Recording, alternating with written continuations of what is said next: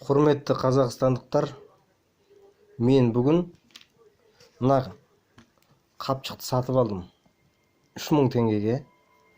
Сосын барып өзімнің құжаттарымды салдым, жаңағы удостоверениелерімді салдым, праваларымды салдым. Одан кейін барып жаңағы мынау карточкам болатын. Осы карточкамды салдым. Одан кейін салғаннан кейін бір 5 минуттан кейін маған сообщение келді телефоныма. Сіздің счетыңызда осы карточкада бір 2000 теңге қалған болатын. Сол карточканы шешіп алды деп. Алдыңыз деп. Мен аң-таңмын, кошелегімді қайтып ашып, жаңағы карточкамды қарадым. Мүмкін ойладым, түсіріп алдым ба деп. Қарадым, карточкам тұр. Ол кім шешіп алады? Өзім аң-таңмын. Сосын барып осы мына алған қапшығымды ақтарып тұтас қарадым. Енді қазір қараңыздар мына жерде. Бүйтіп ашып қарадым, мынаның бәрін қарадым. Осы не үшін деп ішін ашып қарадым.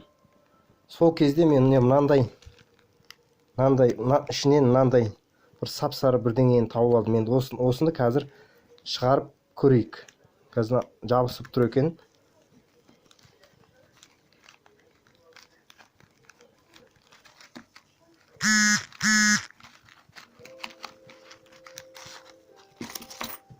Вот.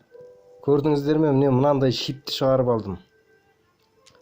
Осы мына шиптің мына жағын қарасаңыздар, кәдімгідей жаңағы ортасы сап-сары мыстан, сырты жаңағы алюминийден ба бір жасалған бір пәлен, не екенін білмейміз. Міне осыдан жаңағы карточкамдағы 2000 теңге жоқ деп ойлаймын. Себебі мен оны өзім шешкен жоқпын. Енді қарап отырсаңыздар, кошелек алған кезде абайлаңыздар.